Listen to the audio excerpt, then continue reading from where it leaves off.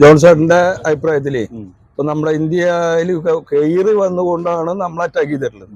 നമ്മുടെ 10-28 ആൾക്കാർ മരിച്ചുപോയി. നമുക്ക് അതിനൊരു പ്രതിഷേധം വേണ്ടേ? അത് മാത്രമല്ല, നമുക്കൊരു തിരിച്ചടി നടത്തണം. അതെങ്ങനെ വേണമെന്നാണ് ജോൺസൺ ആഗ്രഹിക്കുന്നത്? ഇതാണ് പറയുന്നത്. അത് സത്യത്തില് നമ്മള് ഇപ്പൊ എല്ലാവരും മുന്നിൽ നിൽക്കുന്ന വിഷയം വെച്ച് കഴിഞ്ഞാലേ, ഇപ്പൊ ഈ ഇസ്രായേലിലേക്ക് ഹമാസ് ആക്രമണം നടത്തി. അപ്പൊ ഇസ്രായേല് തിരിച്ചടിച്ചു. ഇതാണ് എല്ലാവരും ഉള്ളിലും കിടക്കുന്നത്. കാരണം ഇന്ന് പറഞ്ഞ പോലെ ഇന്ത്യക്ക് ഒരു തിരിച്ചടി ആണോ ഉദ്ദേശിക്കുന്നത്, അല്ലേ? അങ്ങനെ മാത്രമല്ല, അതിൽ പല ഘടകങ്ങളും കിടക്കുന്നുണ്ട്. നമ്മൾ ഒറ്റയടിക്ക് നമ്മള് തിരിച്ചടിക്കാൻ ഓടിക്കഴിഞ്ഞാൽ അതിന്റെ ഭാവി ഭവിഷ്യത്തുകൾ നമ്മൾ ചിന്തിക്കണം. അത് നിസ്സാരമായിരിക്കില്ല. അപ്പൊ അതിനത്രയ്ക്ക് വില്ലിങ് ആയിട്ടില്ല നമ്മള്. എന്നിരുന്നാലും ഒരു തക്കതായ ഒരു തിരിച്ചടി അവർക്ക് കൊടുക്കണം, നിരത്തണം. ഒന്ന് നിരത്തിയാലാ അവർക്ക് ഇനി ഇന്ത്യക്കാരിലേക്ക് കാലി വെക്കാൻ. അങ്ങനെ ഒരു പ്രാവശ്യത്തെ തീവ്രവാദ ആക്രമണം അല്ലല്ലോ നമ്മൾ നേരിടുന്നത്. പല ഘട്ടങ്ങളായിട്ട് കിട്ടുന്നുണ്ട്. അവരുടെ വേര് കൊത്താൻ പറ്റിയില്ലെങ്കിലും കടക്കുന്ന സ്ഥലത്ത് വെച്ച് കൊത്താൻ കെൽപ്പുണ്ട് എന്ന് കാട്ടി കൊടുക്കണം. അതാണ് ഇനി നമുക്ക് മനസ്സിലാവുന്നത്. ഇന്ത്യ എനിക്ക് നമ്മളെ 2 ദിവസം വാർത്തകള്, ഇന്ത്യൻ പ്രധാനമന്ത്രിയുടെ പ്രസ്താവനകള്, ഇതെല്ലാം കണ്ടിട്ട് നമുക്ക് മനസ്സിലാവുന്ന കാര്യം എന്ന് വെച്ച് കഴിഞ്ഞാല്, ഇന്ത്യ ലക്ഷ്യം വെക്കുന്നത് ഇതിലൊരു ബൃഹത്തായ ഒരു പദ്ധതിയാണ്. പാകിസ്ഥാനായിട്ട് നേരിട്ട് യുദ്ധം പ്രഖ്യാപിക്കാൻ ഒരു ഐഡിയ അല്ല. എന്ന് വെച്ച് കഴിഞ്ഞാൽ ഇന്ത്യ പാകിസ്ഥാനെതിരാണ് എന്നൊരു ശക്തമായൊരു സന്ദേശം ലോകത്തിന് കൊടുക്കുന്നു. നമ്മൾ മുന്നിൽ കൊടുത്തിട്ടുണ്ട്. അങ്ങനെയല്ല, നമ്മള് പാകിസ്ഥാനാണ് ഇന്ത്യക്കെതിരെ എപ്പോഴും. ഇന്ത്യ എപ്പോഴും തട വെച്ച് കൊടുക്കുന്നുള്ളൂ. ഇതിൽ നമ്മൾ അവർ ചെയ്ത തെറ്റിനെതിരെ നമ്മൾ 100% എതിരിന്റെ എതിരായിട്ട് നിൽക്കുന്നു എന്നൊരു സന്ദേശം കൊടുത്തു. പിന്നെ നമ്മുടെ നദി വരുന്ന വെള്ളം തടസ്സം ചെയ്യും, പല ഇതുകളും കൊണ്ടുവന്നു. ഇതൊക്കെ വന്നു കഴിഞ്ഞാൽ പൊതുസമൂഹത്തിന്, ലോകത്തിന്റെ മുന്നിലേക്ക് നമ്മള് എന്താ പറയാ, അനാവശ്യമായിട്ട് ആക്രമിക്കുന്ന ഒരു രാജ്യമല്ലെന്നും ശാന്തി സമാധാനം ആഗ്രഹിക്കുന്ന ഒരു രാജ്യമെന്നും കൊടുക്കുന്ന സന്ദേശമാണ് ഒന്ന്. ഇന്ത്യ ആക്രമിക്കുന്ന ഒരു രാജ്യമല്ല എന്നൊരു സന്ദേശം കൊടുക്കണം. അതോടൊപ്പം തന്നെ നമ്മൾ ലോകരാഷ്ട്രങ്ങളെ മുഴുവൻ അറിയിച്ചുകൊണ്ടിരിക്കുകയാണ്, ഇവര് ചെയ്യുന്ന തെണ്ടിത്തരം, ഇവര് ഇന്നമാതിരി ചെയ്തുകൊണ്ടിരിക്കുന്നു എന്ന് ലോകത്തിന്റെ മുഴുവനും വരുമ്പോൾ കോടാനുകോടി ജനങ്ങളുണ്ട് ലോകത്തിൽ. ഈ കോടാനുകോടി ജനങ്ങളുടെ മനസ്സിന്റെ ഒരു പവർ ഉണ്ടെന്ന്. അത് മുഴുവൻ ഭീകരവാദത്തിനെതിരെയാണ്. തീവ്രവാദത്തിനെതിരെ, ഭീകരവാദത്തിനെതിരെ ലോക മനസാക്ഷിയുടെ ചിന്ത അത് ഇന്ത്യക്ക് അനുകൂലമാക്കി മാറ്റാം, പാകിസ്ഥാനെ എതിരാക്കി മാറ്റാം. മനസ്സിലായില്ലേ? അത്തരം സാഹചര്യത്തിൽ ഇപ്പോ നമ്മള് ഇസ്രായേലിലേക്ക് ഹമാസ് അറ്റാക്ക് ചെയ്തു, ഇസ്രായേൽ തിരിച്ചടിച്ചു. അപ്പൊ സ്വാഭാവികമായിട്ട് എല്ലാ രാജ്യങ്ങളും കൊട്ടക്കട്ടെ എന്നുള്ളൊരു മനോഭാവമായിരുന്നു. അതുണ്ടാവും. പക്ഷെ നമ്മൾ അത്രയും ചെയ്യൂല. അതല്ല എന്ന് പറഞ്ഞ പോലെ ലോക രാജ്യങ്ങളുടെ മനസ്സ് മുഴുവനും പാകിസ്ഥാൻ ചെയ്ത് തെറ്റാണ് എന്നുള്ള രീതിയിലേക്ക് ലോകത്ത് മുഴുവനും എത്തിക്കുക. തീവ്രവാദികൾക്കെതിരെ, തീവ്രവാദത്തിനെതിരെ, മനസ്സിലായില്ലേ? അതിനെതിരെ ലോക മനസാക്ഷിയെ അങ്ങനെ മാനസികമായിട്ടൊരു ആധിപത്യം നേടിയെടുക്കുക. അതോടൊപ്പം തന്നെ ഇന്ത്യ ഇപ്പൊ ഇന്ത്യയില് 130 കോടി ജനമുണ്ടെന്ന്. പക്ഷെ ഈ ജനങ്ങൾ തന്നെ പാകിസ്ഥാനെ പിന്തുണയ്ക്കുന്ന ധാരാളം രാഷ്ട്രങ്ങളുണ്ട്. അല്ല, ജനങ്ങളുള്ളിലേ ഉള്ളിലും ഉണ്ടാവും. കാരണം ഇന്ത്യയില് സർക്കാരിനെതിരെ ഇവിടെ നമ്മള് ഈ വിഷയത്തിൽ കാണുന്നത് ഇവിടെ ഭരിക്കുന്നത് BJP ആണ് എന്ന് കരുതിയിട്ട് BJP-നെ എതിർക്കുന്നവരും മുഴുവനും ഈ സർക്കാരിനെ എതിർത്തിട്ടില്ല. ഈ വിഷയത്തിൽ അപ്പൊ പല നമ്മളിപ്പോ ഈ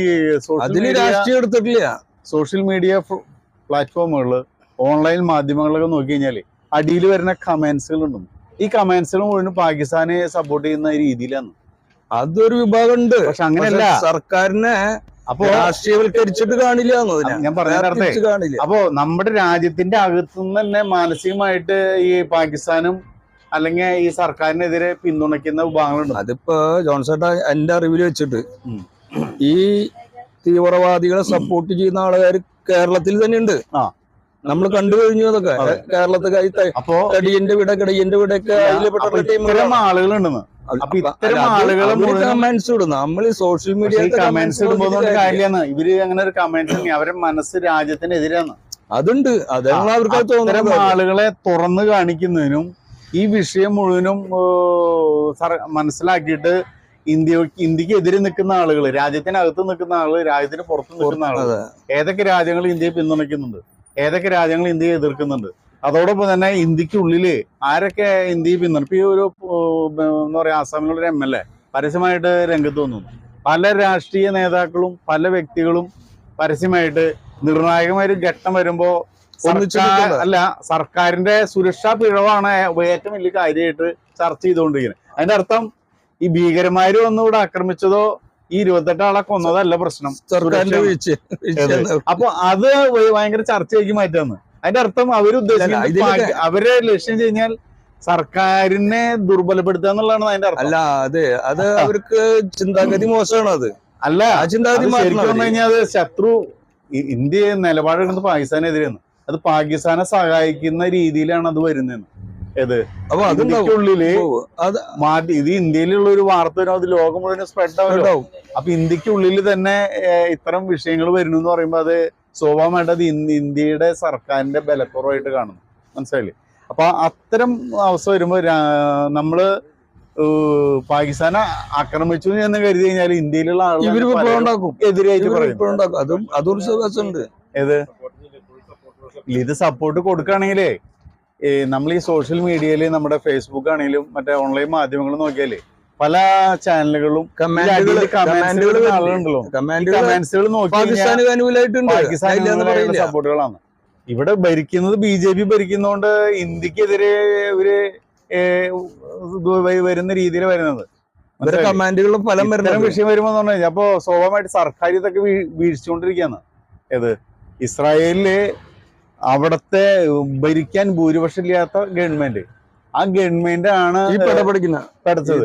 അങ്ങനെ പഠിച്ചപ്പോ അവിടെയുള്ള ഭരണപക്ഷം പ്രതിപക്ഷം എല്ലാവരും ഒറ്റക്കെട്ടായിട്ട് ഒരുമിച്ച് വന്നു. ഹമാസ് തീവ്രവാദികൾക്കെതിരെ പോരാടാനായിട്ട് അവിടുത്തെ ഭരണപക്ഷം പ്രതിപക്ഷം ഒറ്റക്കെട്ടായിരുന്നു ഒന്ന്. ഇന്ത്യയില് എന്താണെന്ന് കഴിഞ്ഞാൽ പരസ്യമായിട്ട് പറയുന്നതിനെങ്കിലും ഈ നമ്മൾ ഓൺലൈൻ മാധ്യമങ്ങള് ഫേസ്ബുക്കുകള് ഇത്തരം ഇതിലൊക്കെ നോക്കി കഴിഞ്ഞാൽ ഈ രാജ്യത്തെ ദ്രോഹിക്കുന്ന തരത്തിലുള്ള ആളുകളാണ് കൂടുതൽ രംഗത്ത് വരുന്നത്. അപ്പൊ ആ ഒരു വിഷയം സർക്കാർ വാച്ച് ചെയ്തുകൊണ്ടിരിക്കുകയാണ്. അപ്പൊ എൻ്റെ ഒരു തോന്നൽ എന്ന് വെച്ച് കഴിഞ്ഞാല് സർക്കാർ ചെയ്യാൻ പോണ കാര്യം എന്ന് കഴിഞ്ഞാല് ഇന്ത്യ പാകിസ്ഥാനെതിരെന്നുള്ള ശക്തമായ ഒരു സന്ദേശം കൊടുക്കുമ്പോൾ പാകിസ്ഥാന്റെ ഉള്ളിൽ തന്നെ ഇന്ത്യക്കെതിരെയുള്ള പോലെ തന്നെ പാകിസ്ഥാന്റെ ഉള്ളിൽ തന്നെ പലതരം പ്രശ്നങ്ങളല്ല. നമ്മളിപ്പോഴും ചിന്തിക്കേണ്ടത് നമുക്ക് മനസ്സിലാണ് പോയിന്റ് ഇത്രേ ഉള്ളൂ. പാകിസ്ഥാന്റെ ഉള്ളിൽ തന്നെ കണ്ടമാനം തരത്തിലുള്ള ചിന്തനങ്ങൾ ഇടുന്നു. അപ്പൊ ഇന്ത്യ പാകിസ്ഥാനെ ടൈറ്റ് ഫൈറ്റിലേക്ക് വരുന്നു എന്ന് കാണുമ്പോൾ പാകിസ്ഥാന്റെ സൈനിക കംപ്ലീറ്റ് സെറ്റപ്പ് ഇന്ത്യൻ അതിർത്തി ഇന്ത്യയായിട്ട് ബന്ധപ്പെട്ട് നിൽക്കേണ്ടി വരുന്നു. ആ സമയത്ത് മറ്റുള്ള അതിർത്തികളുണ്ടെന്ന്, ഇപ്പോൾ അഫ്ഗാൻ അതിർത്തി, ഇറാൻ അതിർത്തി, ബലൂചിസ്ഥാനിലെ പ്രശ്നം, ഈ പല വിഷയങ്ങൾ വരുമ്പോൾ പാകിസ്ഥാന്റെ ഉള്ളിൽ തന്നെ പലതരത്തിലുള്ള വിഷയങ്ങൾ വരുമ്പോൾ സ്വാഭാവികമായിട്ട് പാകിസ്ഥാനെ എന്ത് ചെയ്യാൻ പറ്റില്ല, ഈ പ്രഷർ താങ്ങാൻ പറ്റാത്ത അവസ്ഥയിൽ വരും. ഇന്ത്യയുടെ ഭാഗത്തുനിന്നുള്ള ഓരോ നീക്കങ്ങളും, കാരണം ഒരു ശത്രു എന്നുള്ള നിലയിൽ ഇന്ത്യ നീങ്ങുന്നത്, അപ്പൊ അതിന്റെ ഭവിഷ്യത്ത് പാകിസ്ഥാനിലെ എല്ലാ മേഖലയിലും ബാധിക്കുന്നു. കാരണം ഇന്ത്യയുടെ ആഗോളമായുള്ള ശക്തി വെച്ചിട്ട് പാകിസ്ഥാൻ എന്ന് പറഞ്ഞാൽ വളരെ ദുർബലമായ അവസ്ഥയാണ്. ഇന്ത്യക്ക് പാകിസ്ഥാനെതിരെ എന്നാലും ഇന്ത്യക്ക് പിടിച്ചു പറ്റും, പക്ഷെ പാകിസ്ഥാൻ അങ്ങനെയല്ല, വളരെ ബുദ്ധിമുട്ട് അനുഭവപ്പെടും. അത് വരുമ്പോൾ ആ രാജ്യത്ത് പലതരത്തിൽ പ്രശ്നങ്ങൾ വരുമ്പോൾ പാകിസ്ഥാൻ തന്നെ ഉള്ളിൽ ആഭ്യന്തര പ്രശ്നം സ്വയം വരുത്തണം. അതാണ് ആ രീതിയിലുള്ള നീക്കത്തിനാണ് ഇന്ത്യ മുന്നോട്ട് പോകുന്നത്. അവരുടെ ഉള്ളിൽ ആഭ്യന്തര പ്രശ്നങ്ങൾ ഉണ്ടാക്കും. അങ്ങനെ മുന്നോട്ട് പോകുന്നതിന്റെ അത്തരം വിഷയങ്ങളുടെ ഇടയിൽ ഇന്ത്യക്കാര് തന്ത്രപരമായിട്ട് ഒരുപക്ഷെ പട്ടാള മേധാവി ഉണ്ടല്ലോ അയാളെ അല്ലെങ്കിൽ ISIന്റെ തലവനെ ഇത്തരം ആളുകളെ ടാർഗറ്റ് ചെയ്തിട്ട് തന്നെ ഓപ്പറേഷൻ ചെയ്യും. പക്ഷെ അതിനുള്ള വഴി പാകിസ്ഥാനിൽ നിന്ന് തന്നെ ഉണ്ടാക്കുന്നവരെ വെയിറ്റ് ചെയ്യും. ഒരിക്കലും ഇസ്രായേൽ ഹമാസിനെ ആക്രമിച്ചു ചെയ്യാൻ പറ്റില്ല. അല്ല, നമുക്കൊരു അഹിംസാ സിദ്ധാന്തം ഉണ്ട്, മനഃപൂർവ്വം പിടിച്ചടിക്കാൻ പാടില്ല, അങ്ങനെ ചെയ്യില്ലെന്ന്. ഈ വിഷയത്തിൽ പാകിസ്ഥാന്റെ ഉള്ളില് അത്രമാത്രം വിഷയങ്ങൾ ഉണ്ടാക്കുന്ന തരത്തിലേക്കുള്ള മൂവ്മെന്റ് എടുത്ത് ചിലപ്പോൾ 5 കഷ്ണം അല്ലെങ്കിൽ 6 കഷ്ണമാക്കി പാകിസ്ഥാനെ മാറ്റാൻ സാധിക്കും. നേരിട്ടുള്ള യുദ്ധം ആവില്ലെന്ന്. അതുകൊണ്ട് നമ്മള് എന്തുകൊണ്ട് തിരിച്ചടിക്കില്ല എന്ന് ചോദിച്ചു കഴിഞ്ഞാൽ നമ്മൾ തിരിച്ചടിക്കുന്നേക്കാളും വലിയ കാര്യമാണ് ഇപ്പോ ചെയ്യാൻ ഉദ്ദേശിക്കുന്നത്. കാരണം പിന്നെ നമ്മുടെ രാജ്യത്തിലെ ഇപ്പോഴത്തെ ഒരു പ്രശ്നം എന്ന് പറഞ്ഞാല് തെരഞ്ഞെടുപ്പുകൾ വരുന്നു, ഓരോ വിഷയങ്ങൾ വരുമ്പോൾ സ്വാഭാവികമായിട്ട് ഈ വിഷയത്തെ യൂട്ടിലൈസ് ചെയ്യുന്ന തരത്തിലേക്ക് ഇപ്പോഴത്തെ അവസ്ഥയിലെ ഇന്ത്യയിലെ അല്ല ഞാൻ ചോദിക്കുന്നത്, ഇന്ത്യയിലെ ജനങ്ങള്, രാഷ്ട്രീയ പാർട്ടികള്, സർക്കാർ എന്ത് ചെയ്യണം? ഇത് സംയമനം പാലിച്ചാണ് ഇതിന്റെ കാര്യം മുന്നോട്ട് കൊണ്ടുപോകണം. അതായത് നമ്മുടെ അഹിംസാ സിദ്ധാന്തത്തിന് നമ്മൾ ബലി കൊടുക്കാൻ പാടില്ല. അല്ലാത്ത രീതിയിൽ അവരെ ഒതുക്കാനുള്ള നല്ല ബ്രെയിൻ, നല്ല ശക്തി ശരി ഇന്ത്യൻ ജനത ഒറ്റക്കെട്ടാന്ന് അവർക്ക് കാട്ടി കൊടുക്കണം. ശരി, ഇതിന്റെ ഉള്ളിൽ വിള്ളലുള്ളത് കൊണ്ടാണ് അവർ ഇങ്ങോട്ട് കയറി തീർച്ചയായിട്ടും ഇവിടെ വിള്ളലുണ്ട്. ആ വിള്ളലില് അടയ്ക്കണം. കാരണം രാജ്യത്തിന്റെ അകത്ത് നിന്ന് രാജ്യത്തിന്റെ ശത്രുക്കളായിട്ട് പ്രവർത്തിക്കുന്ന മുഴുവൻ ആളുകളെയും ഇവിടുന്ന് തുറക്കണം. അല്ല